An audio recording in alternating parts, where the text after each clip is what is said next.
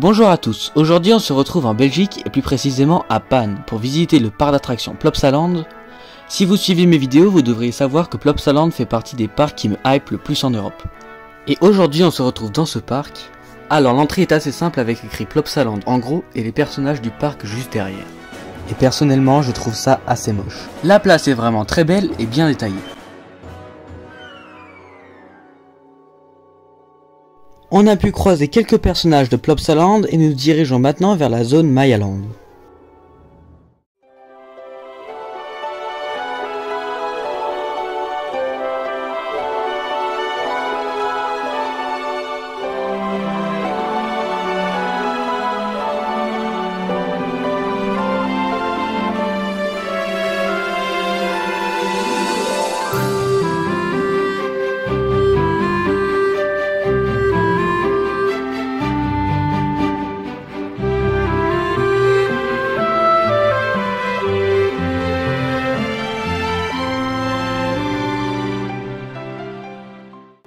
On ne fera pas d'attraction dans cette zone car elles sont pour les enfants, mais je comptais juste la visiter et franchement c'est très mignon.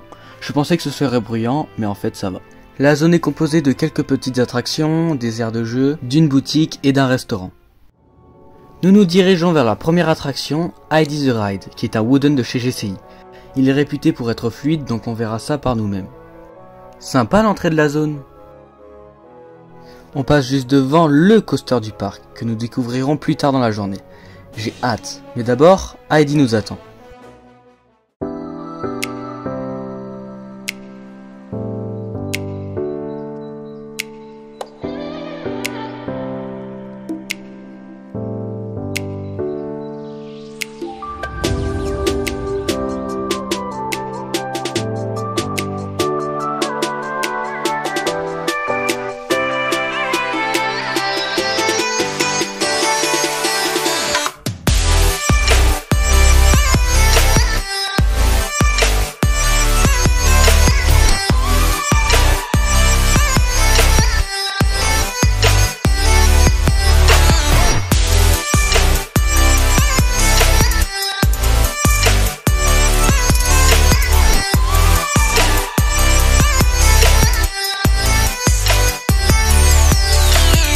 Et ben on m'a pas menti, il est super fluide. Franchement la drop au last est très bonne, puis on enchaîne plusieurs bons airtime. Super coaster.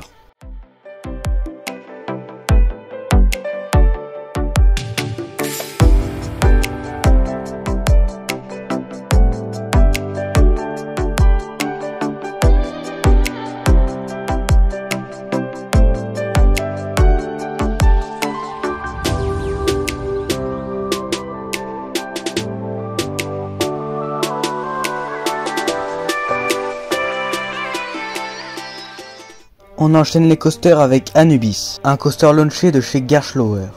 Elle est thématisée sur la série belge du même nom.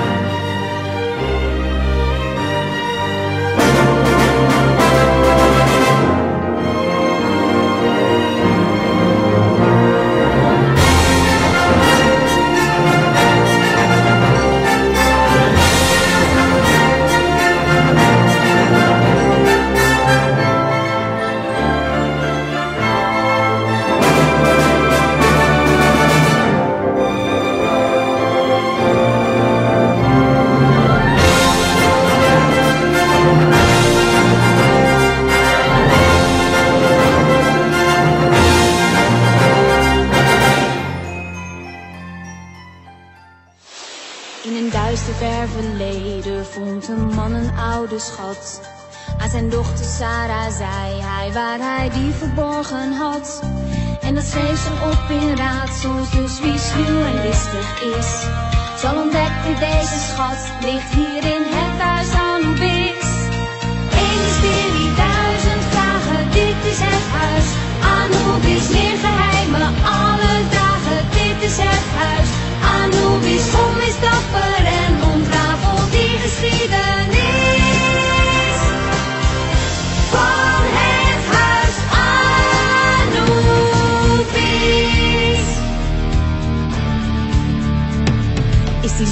verborgen varen nu wel echt de moeite waard? Kan er iemand mij vertellen wat dit huis voor ons bewaart? Geef een antwoord op mijn vragen, alleen dan vind ik weer. Et voilà, c'est fait. Le launch est très surprenant, suivi d'un éjecteur sur le top-hat qui est malheureusement freiné par le harnais. Après, le reste du layout est simple, mais très bon. Petite mention à leur line rod de fin qui est très planante. Et j'ai pas vraiment ressenti de vibration. Dommage que ce ne soit pas des Labar car le coaster serait vraiment meilleur. Et maintenant, notre prochaine destination est The Ride to Happiness.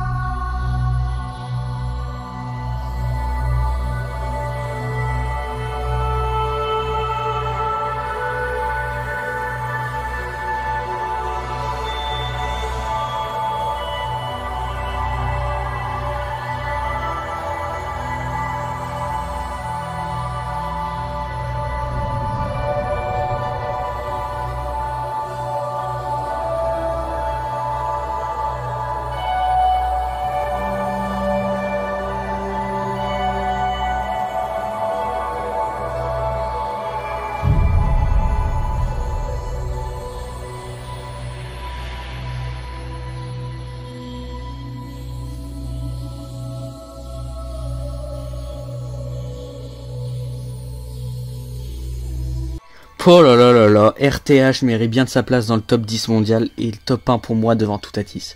C'est un vrai chef-d'œuvre, enchaînant airtime, inversion et vitesse. Certaines figures sont juste géniales. Et puis la musique embarquée rajoute un vrai plus au ride, même la file d'attente est très belle. Bon, par contre le débit est vraiment mauvais, puisqu'il n'y avait qu'un train, J'ai ressenti quelques vibrations mais qui ne sont vraiment pas dérangeantes. Franchement, bravo Mac. On se dirige maintenant vers Dino Splash. Welcome to Jurassic Park.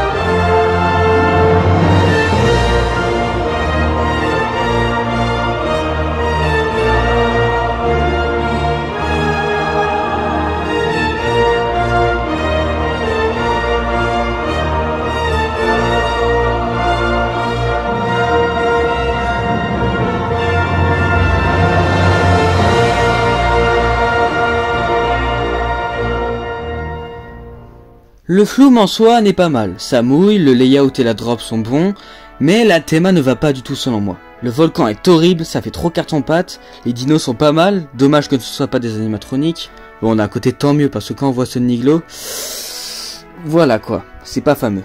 Bref, un bon flume, mais dommage pour le volcan qui ne fait pas très réel.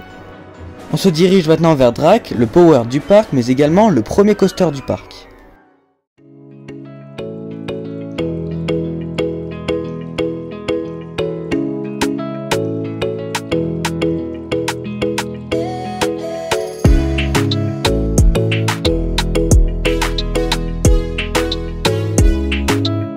Voilà, Drac c'est fait. Bah c'est bien pour la famille et les enfants. Malheureusement il ne faisait qu'un tour et le coaster est bien situé pour pouvoir voir la zone et le Dino Splash. Bon là on se dirige vers la zone pour enfants pour voir ce qu'il y a et découvrir la nouvelle zone indoor Circus Boomba.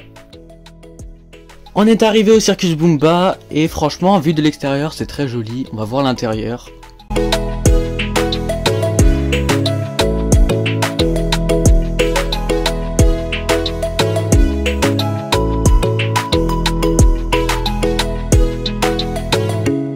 Ils sont malins de nous faire entrer par la boutique. Hein.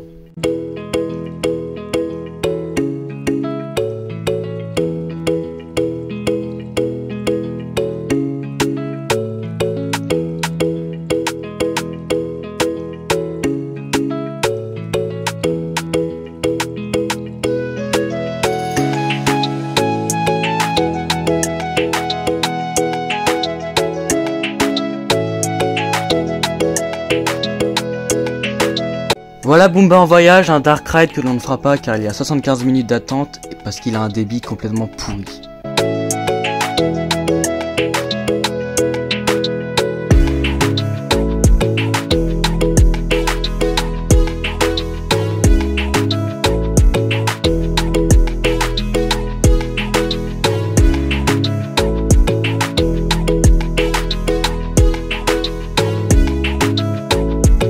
Bon bah conclusion de la zone, c'est simple mais c'est hyper bruyant. C'est l'enfer sur terre, écoutez-moi ça.